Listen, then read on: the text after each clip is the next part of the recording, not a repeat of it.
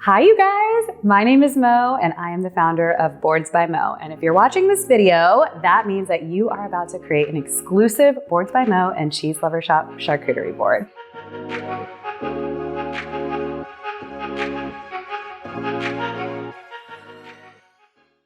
So let's get started.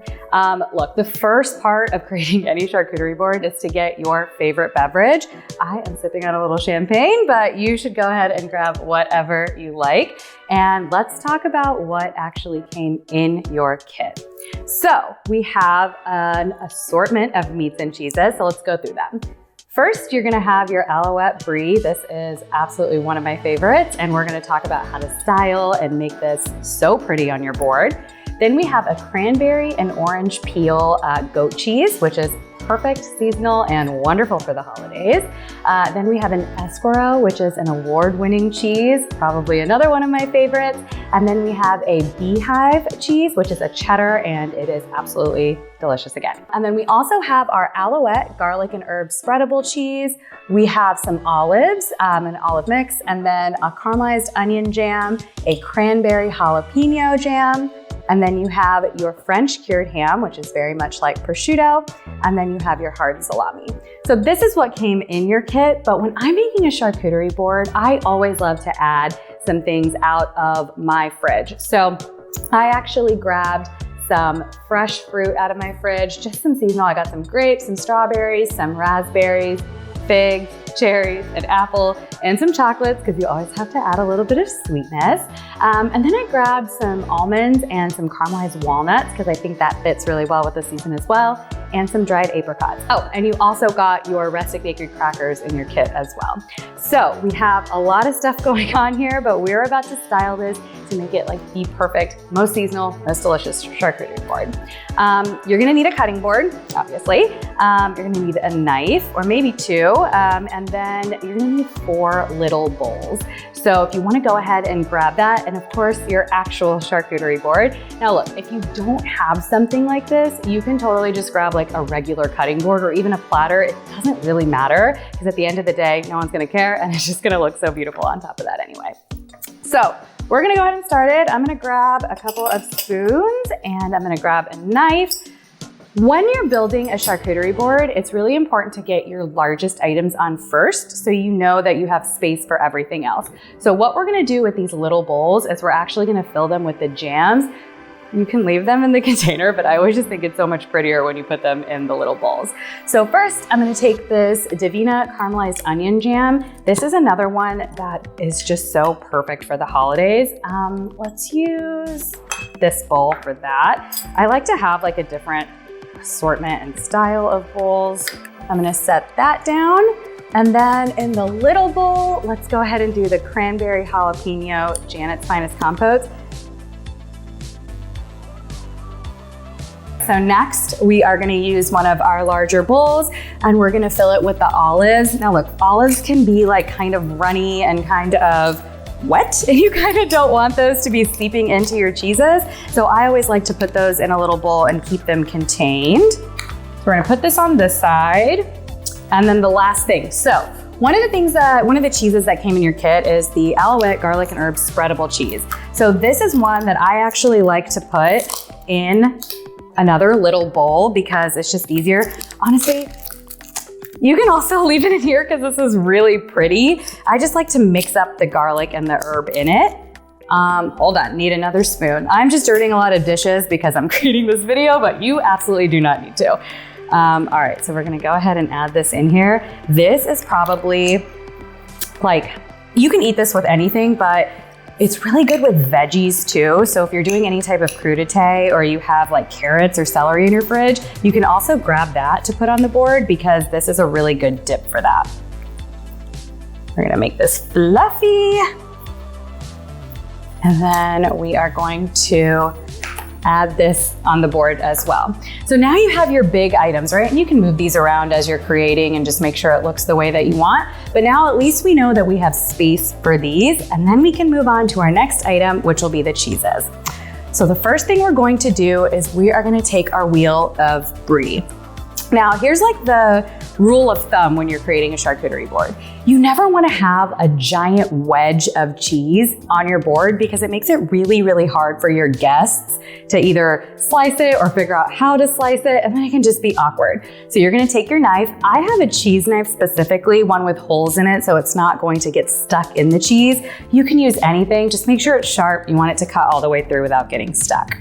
So we're gonna do a really fun design for this. We're gonna create a Brie pinwheel. And this is just a really fun way to style this Brie, but also make the slices really nice and small so it's easy for your guests to grab. So I am just cutting this like in half and half and half and half and half. So I don't know how many pieces I'm gonna end up with. I think it's like 16 pieces. One of the things about Brie is when you're styling this, you wanna make sure that it's right out of the fridge. So make sure it's really cold. Once it starts getting to room temperature, it can get a little hard to work with, but as soon as it's out of the fridge, it's like the perfect consistency. So yeah, I think it's 16 slices or something like that. And then it should look a little something like this. So this isn't very pretty. So now let's make it pretty. You're gonna take, you're gonna take each of these little things and we're gonna create like a pinwheel shape around one of these bowls. So I'm actually gonna do it around this one, or I'm going to lightly stack the little slices of Brie around this bowl. So it's creating like a little design.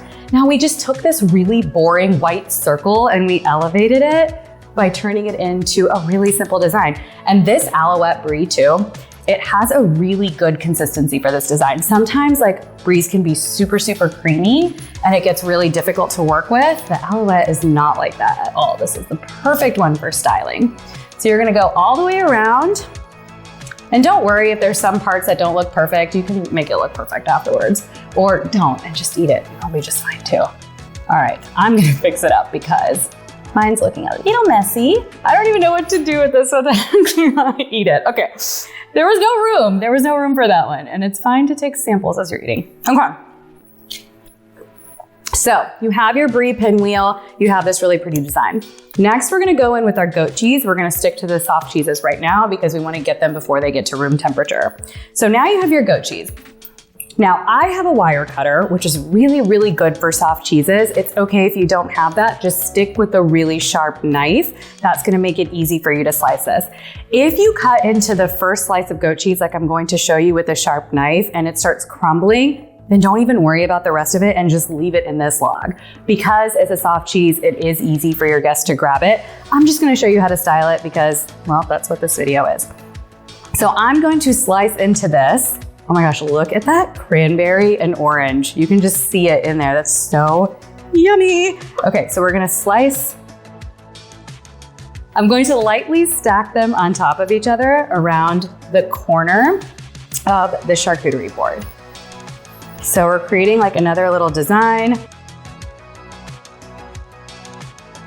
And now, again, you've taken like this little log and you've created a really fun design. All right, so now we have our Brie, we have our goat cheese, and we're gonna move on to our escargot. This size or shape of cheese is always so fun for me to style because, again, it's like the super boring cheese, but what we're gonna do is we're gonna slice it into smaller wedges. Does not have to be perfect in terms of size, but you wanna try to maybe get it to like half an inch, no, a fourth of an inch, something like that. Just something that's easily grabbable, I guess. And so we're gonna go ahead and cut this. My wedge of escargot is like really thick. So like these slices are really large. So I'm actually gonna cut this in half again. Again, because the whole thing is, let's make this really easy for your guests to grab, right? And then we're gonna do this like zipper design. I think that's what we're gonna call it today. And so what you're gonna do is you're gonna take each and every slice and you're gonna put the point in alternating direction. So it's gonna look like a zipper. And here you go. So we have our escargot. This is an award-winning cheese. This is really tasty. This is also really good with that onion caramelized jam. So you should definitely try that. All right, last cheese that we're gonna style is this Beehive cheese. So this is called Pour Me a Slice, and the reason it's called that is because this cheese is soaked in Basil Hayden bourbon. It is so good. You definitely taste that whiskey taste whenever you are taking a bite of this, But again, you don't want to leave the cheese in this giant hunk because like, what are your guests going to do when they try to cut into that? So we're going to, I feel like I didn't even leave myself enough room here to do this design, but we're going to attempt it. You're going to start at the thick end of the wedge and you're going to start cutting in small slices. This should be really, really smooth to cut. It shouldn't crumble on you. And you're just gonna go ahead and cut the whole thing. So once you're done, you're gonna take the largest piece and you're gonna set it on one corner, one little part of your board, and then you're gonna slightly layer it and you're gonna build down. So now we have our cheeses. This is 5 different cheeses. 1, 2, 3, 4, 5 different cheeses that we have on the board. This is a lot of cheese. And that's all great, but now it's time to add the meat in there. All right, so now it's time to jump right into the charcuterie part. So we are going to first work with our French cured ham. So this is gonna be like a prosciutto style charcuterie, and you'll notice that there's like a piece of plastic in between each one.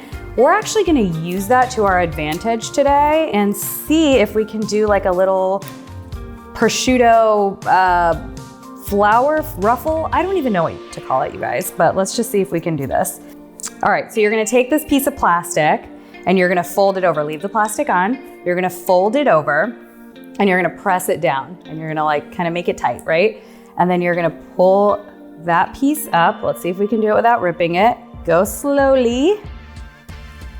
All right, so now that it's up like this, now take the plastic off. So we're gonna take this plastic off.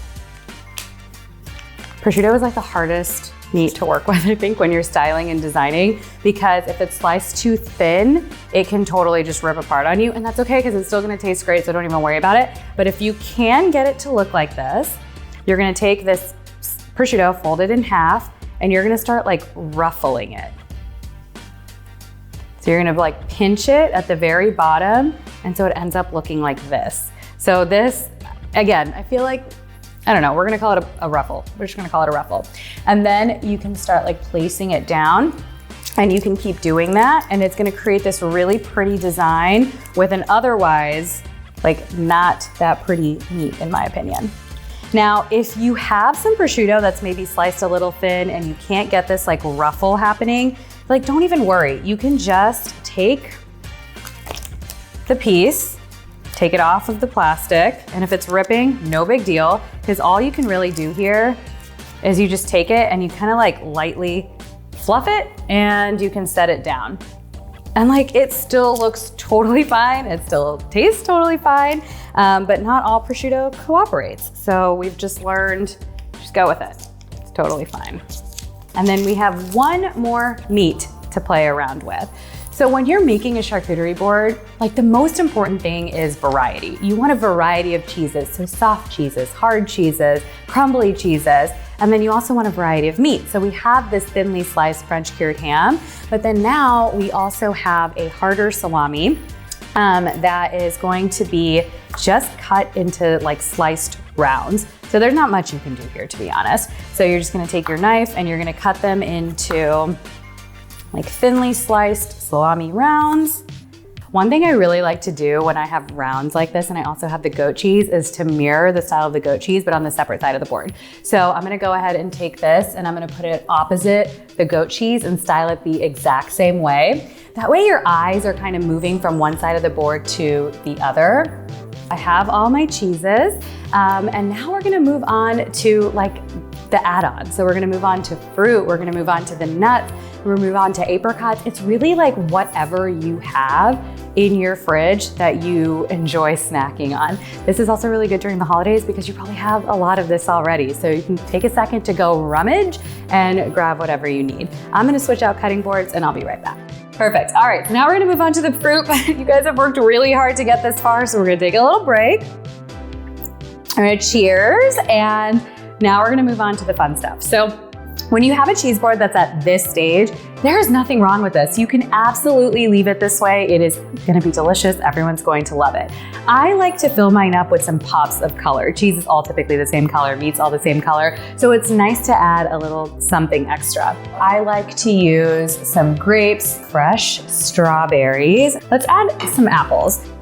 Let's do some raspberries. Last thing, figs.